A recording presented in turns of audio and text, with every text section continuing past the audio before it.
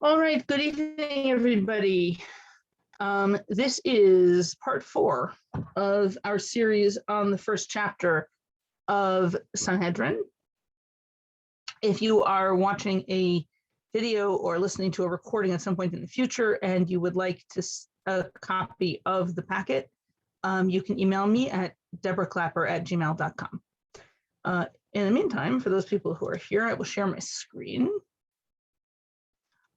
We are going to start by going over the content, although I thought probably not the text of last week's Gemara, and mentioning also how it connects to the previous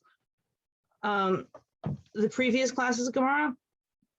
And then we will go to tonight's. The last class was super complicated, and I got some feedback that it would be better if we did some review because it wasn't clear to everybody. So let's start actually by thinking back to the class before that, to part 2. When we heard the Gemara decided that the Mishnah was phrased the way it was because it was trying to indicate to us that not all financial cases should be tried by a normal court of 3 judges, that cases about damages should be tried by a court of 3 judges, but cases about borrowed money, either whether somebody admitted to borrowing money or somebody is denying that they borrowed money, that kind of case should be tried in front of a case of court of 3 lay people. And that was a separate thing, which at the time when Rabbi Abahu was explaining the Mishnah that way, we actually thought it was a separate thing that you had to add a lot of extra words to the Mishnah to get it to say that. By the time we're done with our review of last class, part 3, it seems like actually it's pretty easy to just read it into the words we had in the Mishnah, but we'll get back to that in a second. In any case, when we got to the beginning of our last class, part 3, of which I have the outline in front of us on the screen here, at that point, we had this idea that you have a different kind of 3-judge panel for adjudicating cases about loans than you do for adjudicating cases about damages and theft. And this piece of Gemara that we're about to go back over here, which is on page 2b in Sanhedrin, going into page 3a, this piece of Gemara is interested in supposing that that's what the Mishnah thinks, that you have 2 different kinds of 3-judge panels. Where in the Torah did it get that from? And what does that tell us about how the Mishnah interpreted the particular 3 psukim that we're especially interested in? So let's talk about them. We're in the book of Shmot in chapter 22, and verses 6 to 8 are the 3 verses that interest us. Now, in Parshat Mishpatim, in Sefer Shmot, we have 3 passages that seem to deal with the question of somebody who is taking care of somebody else's stuff and what happens if it gets lost or stolen. This is one of those 3 passages. They're all more or less consecutive here in Parshat Mishpatim. And I believe we mentioned this a number of times now, but it's worth reiterating that Chazal understand these 3 passages to be talking about 3 different kinds of arrangements that you might make with somebody who's taking care of your stuff. And those 3 kinds of arrangements are a person who is taking care of your stuff to do you a favor, which we're calling a free guard, a shomer chinam in Hebrew. Somebody who's taking care of your stuff because you're paying them, that's a paid guard, a shomer sachar. And the 3rd case is a shoel, a borrower.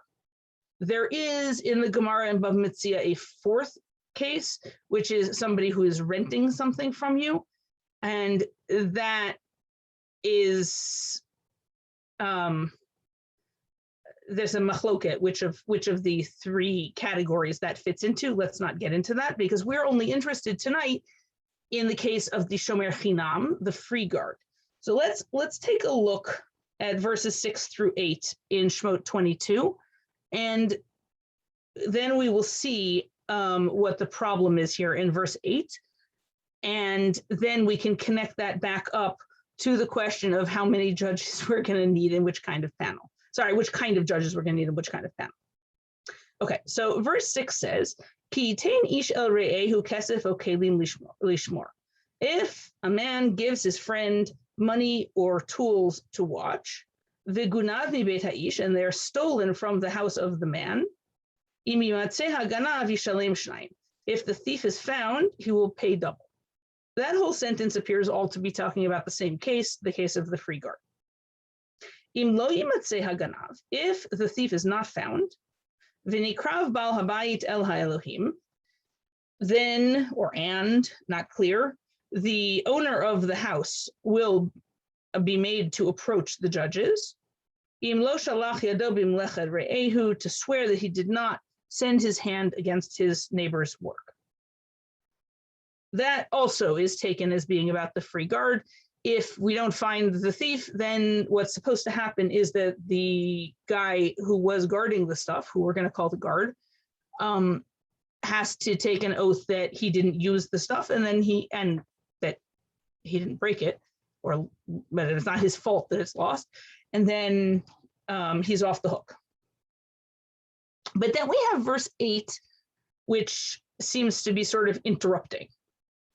Al kol davar pesha, on any matter of negligence, al shor, al chamor, al set, on a ox or a donkey or a sheep, al salma, or on clothing, al kol aveda asher yomar ki huzeh, on any lost object about which you can say, yep, that's it.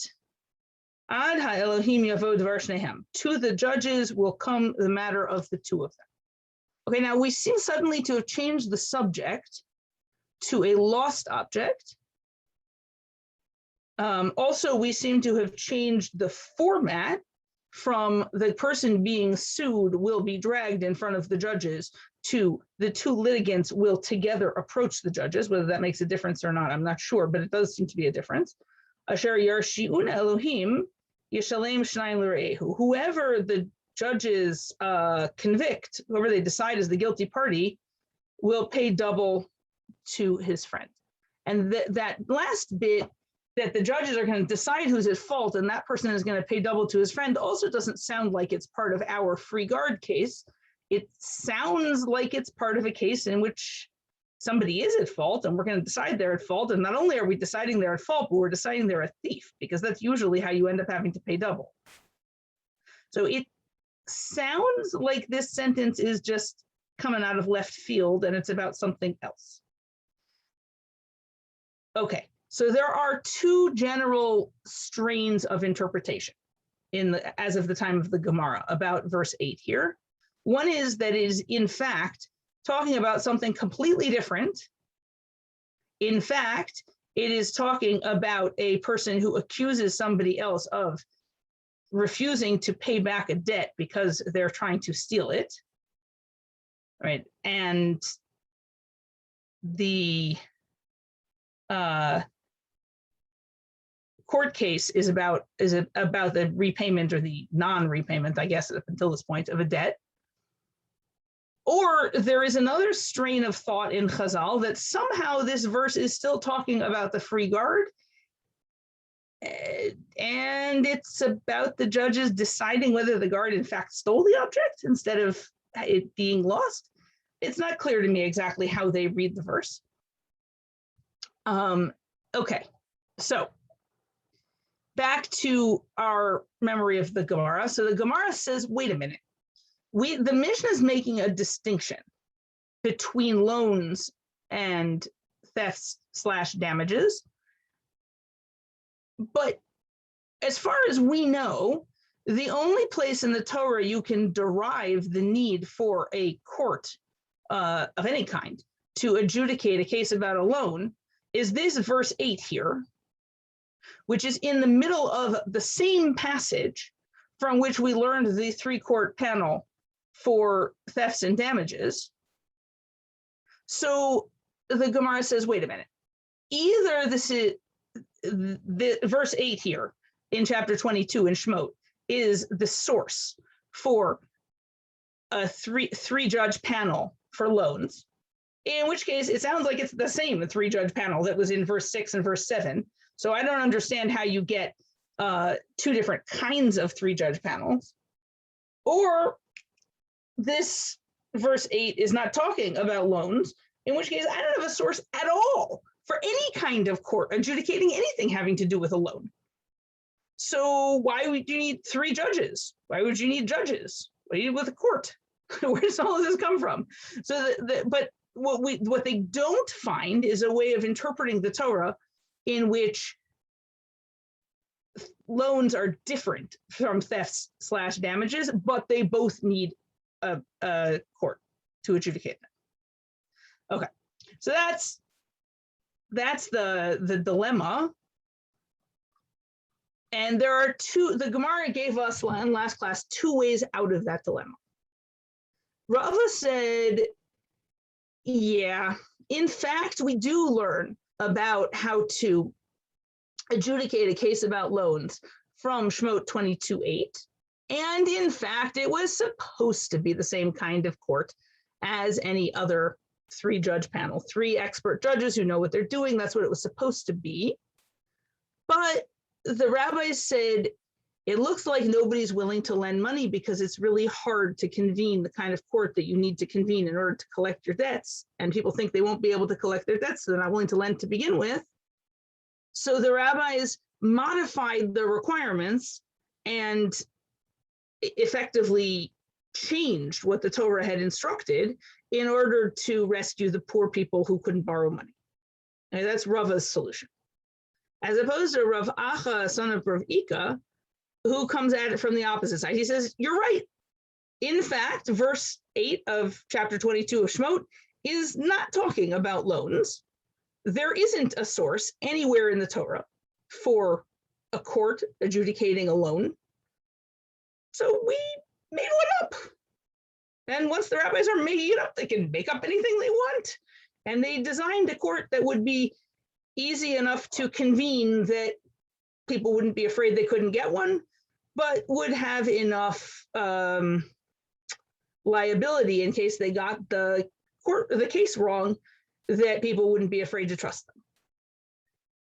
Okay, now they come in the end to almost exactly the same result, which is to say that 3 laymen can try a case about a loan, but it's not quite identical, because in Rava's universe, really you need 3 rabbis.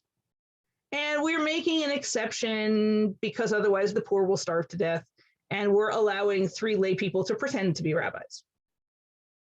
But Rava is definitely not going to let fewer than 3 guys adjudicate this case, because it's one thing to pretend that a person who's not a rabbi is a rabbi, another thing entirely to squint and pretend that 2 people is 3 people. And that's not going to fly. Rav Acha, son of Rav Ika, on the other hand, doesn't really have rules. And he's going to say, whatever works, more or less. And if that, in sometimes in places, is really a panel of 2 instead of 3, well, we don't really approve of it because you're too likely to have a hung jury, but we don't care so much. Okay, and so that was where we came down to that the case of a case that's already been tried by a panel of 2, and whether we consider that trial to have been valid, that's what's going to separate Rava from Rav Acha, son of Rav Ika. And we mentioned that in order for a dispute, for a machloket to be real, there has to be some case in which the people having the dispute would actually come down on different sides. And so the Gemara often goes out of its way to find the case that they're actually where they'd actually come down and give different results, because otherwise we're just arguing about semantics and it's just a waste of time. Okay, there was one more little bit at the end of that last piece of Gemara. which asked why half damages and damages are listed separately in the Mishnah from personal damages. It seems like that's all really one category. And we ended up offering two options. One is that the Mishnah is saying things twice because it's listing things in categories, and parts of this fit in one category and part in the other. The first option we gave for what those categories might be were, first we talk about compensatory damages, and then we're talking about fines. Or if you don't like that because you don't think that a payment of half damage is a fine, then alternatively, they said maybe the Mishnah is just dividing up into payments that are exactly the same value as the original loss and payments that are a different value, higher or lower than the original loss. And either one of those characterizations fits the order of the cases in the Mishnah. All right, now, did that help at all? Yes, definitely. Okay, good. Let's go to our new material then. And we're now going to go back. It's a good thing we're in the middle of talking about Shemot 22 because now we're back there again. So if you closed your Chumash or your Tanakh, it's time to take it out again. Because the Gemara now wants to know Shlosha Minalan. From where do we get the idea of three judges? Where did that come from? And if you think about it, a panel of three as a Beit Din is very foundational to many things that happen in halacha, and this is the foundational derivation that's behind all of that. Okay, so we quote a Braita about this. Ditanu Rabbanan, v'nikra bal habayit el Elohim, harei kan echad. In Shemot 22:7, we had the verse, the homeowner will be brought close to the judges. So now, at the moment, we seem just to be counting the number of times the word judges appears in this passage. So that's one. Then in the next verse, it says, Ad ha-Elohim yavo dvar shnehem harei kan shnayim. It says, the matter of the two of them will come to the judges. That's two. And then in the second half of that same verse, it says, Asher yarshiyun Elohim harei kan shlosha. Whoever the judges convict, that's three. Okay, so we said the word judges three times in this passage, and we're just counting them and saying that that means that judges has to have something to do with the number three. And so we need three judges. That's Divrei Rabbi Yoshia. Rabbi Yoshaya said that. Now, this is not a terribly unusual way of determining a number that's associated with a mitzvah. But when you do this, you always end up getting into the argument we're about to get into, which is, can you count all of the instances of the repeating word? Or do you have to skip the first one because it was an extra? It's only the instances after the first instance that are extra. Okay, so Rabbi Yonatan says, Rishon Tchila Ne'amar. The first time it says the word Elohim, that's a tchila, that's just a first. Vein dorshin tchilot, and we don't interpret first. The first one belongs there, it's not extra, so we don't need to count it. Ella ad Elohim yavo dvar shnehem. So instead, what we have is the second instance. The matter of the two of them will come to the judges, and we're going to count that as number one now. And then Asher yarshiyun Elohim, whoever the judges convict, that's two. And ve'in beit din shakul, and we don't like a balanced court, that is to say a court with an even number of judges on it. So mosifin alehem od echad. So we add one more, harei kan shlosha, and that gets us to three. So the result is the same, but by a different method. And the Gemara is going to be interested in why. Okay, so the first suggestion we make as to why they might disagree about how to do the derivation is Nema b'dorshin tchilot k'mefugei. Maybe they disagree about this thing where we do or don't interpret the first, which is to say, if we're counting up how many times a word appeared, do we count the first time it appeared? Or is the first time it appeared not terribly surprising and totally normal and needed in order to make the text make sense? So we're not going to count that one. So maybe that's what we're arguing about. Demar Savar Dorshin Tchilot is one of them. That would be Rabbi Yoshaya, thinks that we do, in fact, count the first one. Umar Savar Ein Dorshin Tchilot. And the other one, Rabbi Yonatan, thinks that we don't count the first one. But the Gemara doesn't like that. Well, the Kulei Alma Ein Dorshin Tchilot. No, actually, it turns out that nobody thinks that you're supposed to count the first one. Everybody agrees that we normally, unless we have some other reason, would not count the first instance of the repeating word. But in that case, what are they arguing about? Okay, so Amar Lecha Rabbi Yoshaya. Rabbi Yoshaya would say to you, Im Kain, Nema Krav v'nikrav bal habayit el hashofet. Rabbi Yoshaya says, look, if you think the first word doesn't matter because it just belongs there because you need it in order for the sentence to make sense, then it doesn't need to say judges, Elohim, it could say shofet, judge, which is both a different word and, more importantly, singular. All right, you can't singularize the word Elohim because Elohim only means judges in the plural. If you make it singular, it means God. So that's not going to fly. So, but he says, look, the word could have been in the singular. It would have been a whole letter shorter in that case. So the fact that we have a longer word that's in a plural, my Elohim, why is it to the judges? Shema min al minyan. That's it. That's telling me that it should be counted. Meaning this word is weird, even the first time it appears. As opposed to Rabbi Yonatan. Rabbi Yonatan says, Lishna de almanaka. Rabbi Yonatan says, no, it's just talking in normal language, the language of the world.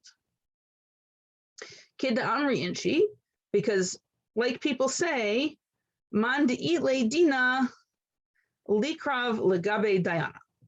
Say, so anybody who has a lawsuit should go approach a judge. Which is interesting because this common saying that Rabbi Yonatan has quoted, in fact, uses a singular for judge.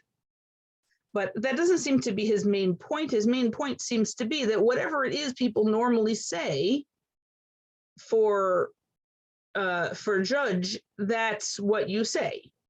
And in the Torah, he's right. In the Torah, the normal way to say bring a lawsuit is bring somebody in front of the Elohim, which might also be because of its association with its other use as a name for God, that we would actually very much prefer people when they are dragged into court and they might have done something wrong. We would prefer for them to think of the judges not only as human beings who are educated in the law, but also as a sort of stand-in for the law of God himself.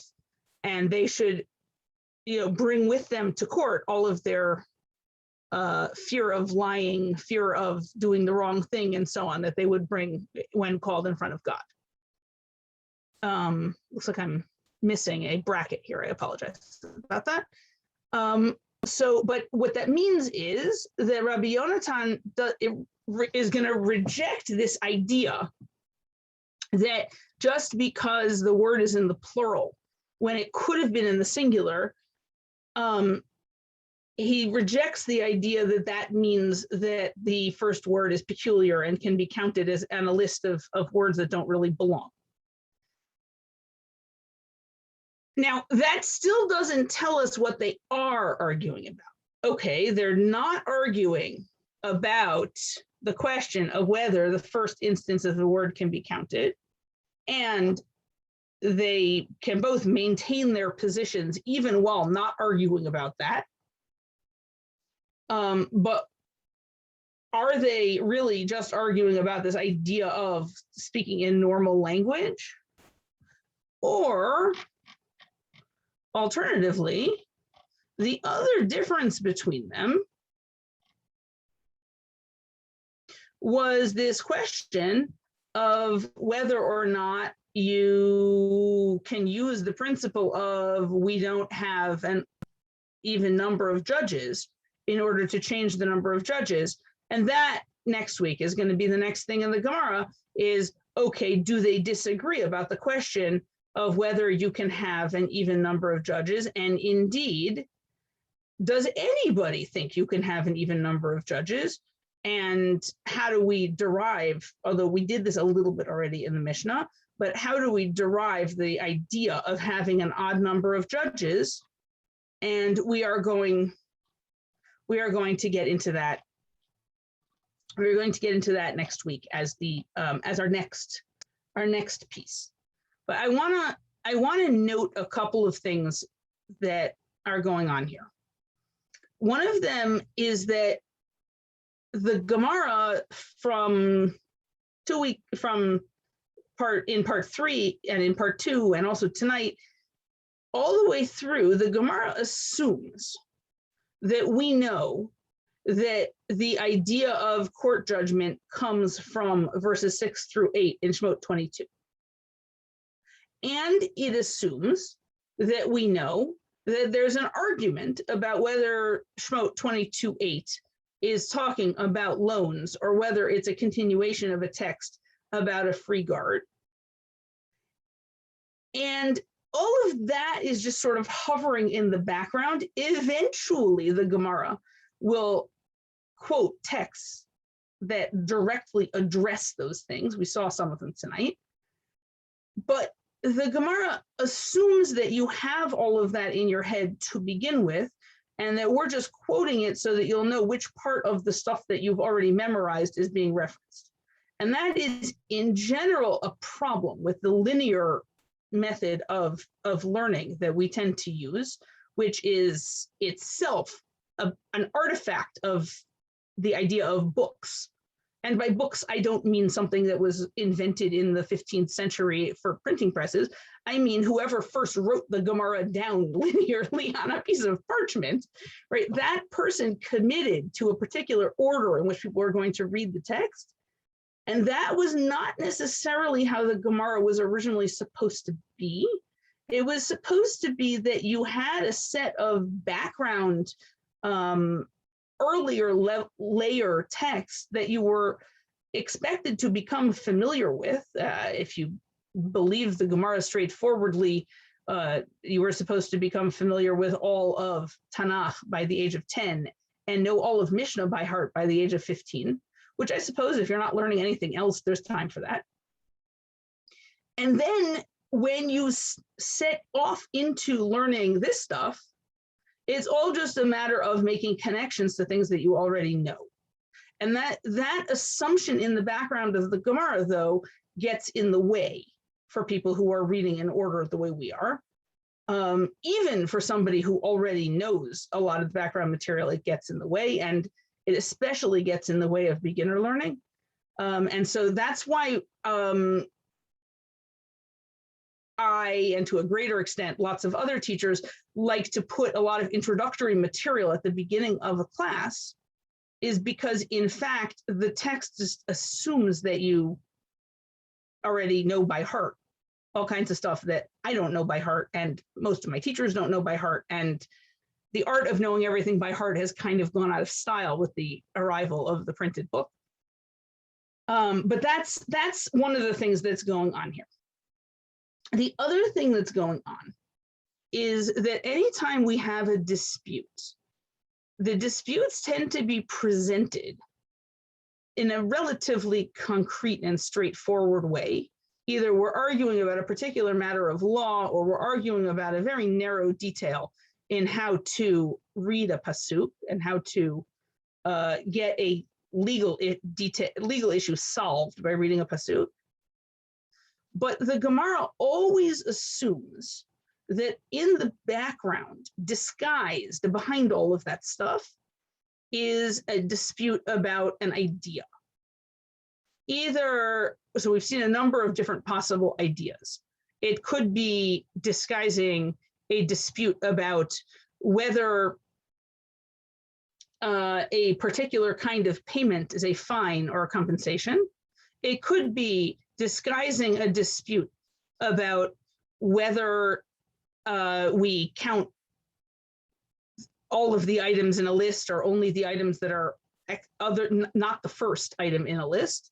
It could be a dispute, but it's always a dispute about something bigger and broader than whatever it is that's specifically apparently being discussed. And that's a very broad feature of the Gemara. We've seen it many times and in many places. And what seems to be, I don't know how to analyze this in terms of the intentions of the authors, but what seems to have happened is that the Mishnah layer is extremely concrete. It describes everything in terms of concrete cases.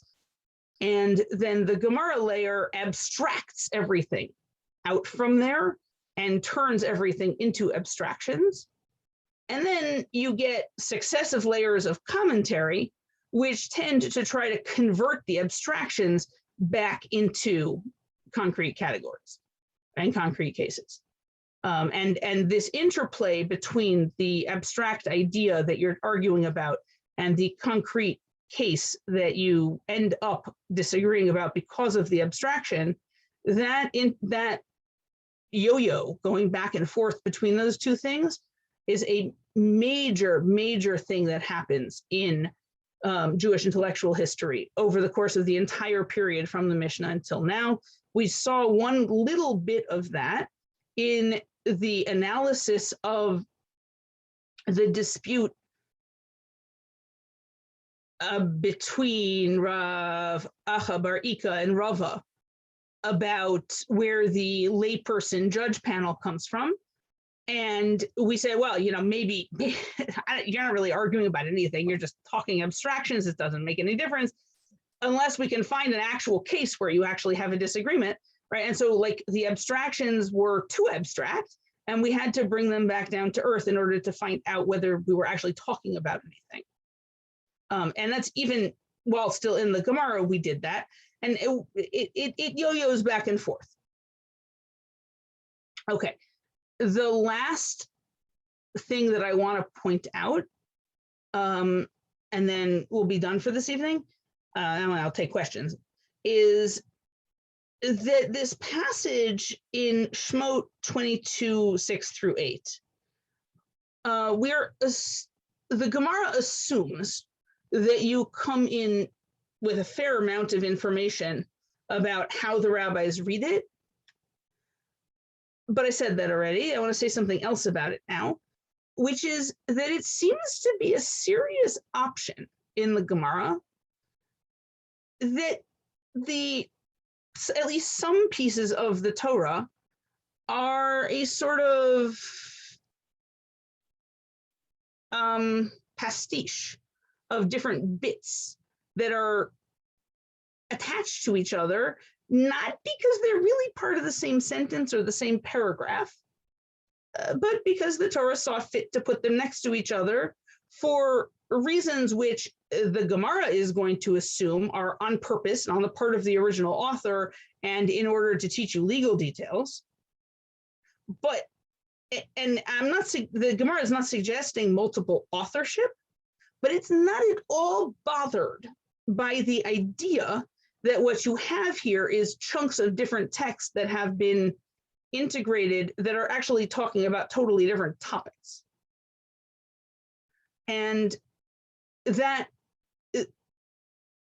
does not, in the mind of the Gemara, cause either theological panic or an immediate jump to, and so it must have more than one author. They're totally comfortable with the idea that one author has taken a variety of different things, talking about a variety of different subjects, and woven them together for reasons that are not necessarily about how you or I, or for that matter, the people in the Gemara, would have chosen to organize a well-organized texts that finished with one topic and then went on to the next one. And it's important to keep in mind that the kinds of questions that are raised by modern scholarship are almost never new questions that nobody ever thought of before. They're almost always questions that have already been dealt with at great length. Modern scholarship may not like the answers that were given, but when modern Bible scholars give the impression that traditional Judaism didn't notice the questions, that's not at all fair. The questions are absolutely there. Chazal were just perfectly comfortable with a completely different set of answers. Okay, so let's stop there and see if people have questions. So Deborah, just to start, pretty basic. In Pasuk Chet, clearly it seems to be not so streamlined with Vav and Zayin. Okay, so I get that. But why would I even think, what in there would make me think that it's talking about loans? So ki huzeh, it is not really referring to money that you say I owe you. Right. It seems in context, in fact, to be talking about an object that you're claiming is yours and is on somebody else's property. And you're pointing at it and saying, no, that's my teddy bear. I recognize that teddy bear. Right.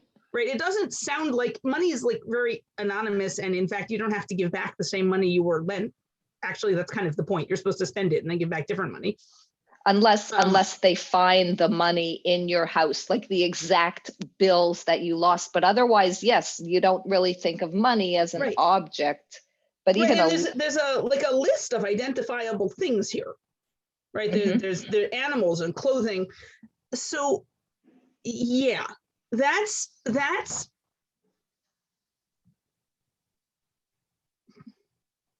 is problematic. But the thing is that we have enough other texts about my finding my stuff in your house and asking to get it back. Especially once you introduce the word Avedah here, the lost object, we have two entire other passages about holding on to other people's lost objects and then returning them. So this almost has to be about something else. And so my impression is that the Eruv Parshiot side thinks that this pasuk is made up of several different topics. But yeah, Rashi says that the words that are supposed to be about loans are ki huzeh, which, as I said, is you're right. That's odd because that's not usually something you would say about money. But even if you would say it's about money and you could concretize, what the issue is and how much was lost and how much was taken, that's different from a loan, even. Correct. Yeah. So, and it's very different from a loan. As I said, the point of loans is supposed to be that you don't have to, of loans of money, is supposed to be that you don't have to return the same thing. And the Gemara deals with loans of money and loans of objects as two totally, almost unrelated legal situations. If I lend you my lawnmower, you are in fact supposed to give me back the same lawnmower. But if I lend you $1,000, you're supposed to go spend the $1,000 on your business needs or on feeding your family or whatever, and then you scrape together a different $1,000 and pay that back to me at the end of the term of the loan. And those are treated, for the most part, as two totally unrelated situations.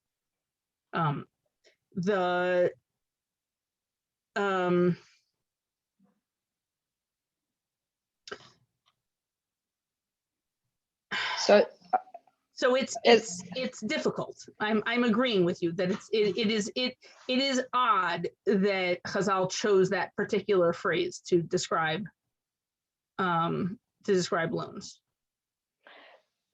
So are they trying to read in loans here in this pasuk to make a broader statement, in other words, so that they have a source to make a broader statement about three judges?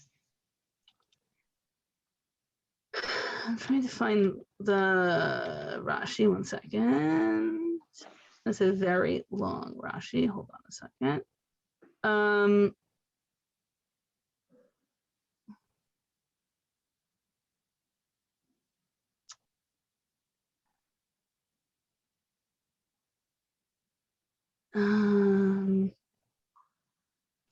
Yeah, so what they actually learned from this is a very specific case in which, right, I borrowed $1,000 from you and you come in to collect it, and I say, you're right, you did me a great favor, I'm really very grateful, you lent me money, I owe it back to you, but you're wrong, it was only $500. Okay, that's the case they think it's about. Right. And then I think they're reading ki huzeh to mean, no, this is the amount that I owe you. Right. And that is the, I think if I'm reading this Rashi correctly, that is how we get loans out of these three words. That it's because there's a dispute about the amount of the loan. Right. So again, are they trying to find a way to read loans into this pasuk? It's not like, it's very hard to know with Midrash Halacha where the chicken is and where the egg is. Yeah, I know. Because it seems like the overwhelming majority of the legal details are known already. And right. It seems like overwhelmingly they also know which legal detail is supposed to be associated with which words in the Torah. And a lot of the time it seems like they're just arguing about how to connect up that particular legal detail with these particular words. And that seems to be, there seems to be a lot that's already known and assumed. And this material is much, much, much older than the Gemara. Even the man-made parts are much older than the Gemara. And so it's very hard to know whether they're trying to make these words fit this case because their great granddaddy told them that these words go with this case, or because they know that this legal detail is supposed to be somewhere and they don't have anything better. Like, and I don't know how to tell the difference between those things. Uh-huh. Right, because I'm trying to, for some reason, I'm not just taking it all at face value and trying to understand what they're getting at. Like why are they going through this whole process here? So yeah. Sometimes it's about actually deriving stuff or proving that the Torah contains in it the information that we say is what God wants. Right, but not here. Here, it's not one of those typical cases where you're trying to find the context or the textual proof for something. Well, it's a little hard to say because we don't have here in this Gemara, we don't have the original. We're not reading the actual interpretation of the psukim. We're reading a Gemara that assumes that we know it and is referencing it. Yeah. So, but even if we were reading the Gemara telling us the interpretation of the psukim, and we've had another Gemara tonight that did tell us an interpretation of Psukim, it's still impossible to know what the original context of that discussion looked like, because it was oral and all we have is the pieces that they chose to write down, which is what we had tonight. Right. So like, I feel like there's a lot of, if we're going to start talking chicken and egg, there's a lot of missing pieces. Yeah. So as far as you know, there isn't another Gemara that discusses the derivation of.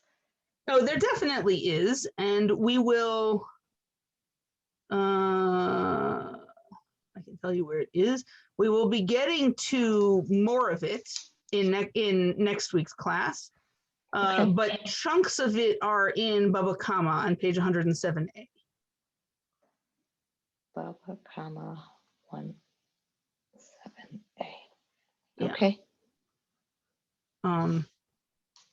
So, and my guess would be that there's also more material in the Nechelta, which is the Midrash Halacha and Shmot, but Rashi doesn't specifically cite it, so I'd have to go look it up. Okay.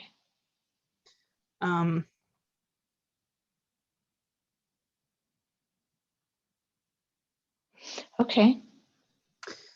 Okay. Thank you for the review at the beginning.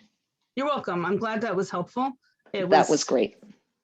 It was helpful for me also to like sort of take the Gemara apart and reassemble it in my own terms. Yeah. Yep. Okay, so I will see you guys next Monday night and have a lovely evening. Thank you very much. You too. Okay, good night, everybody. Good night.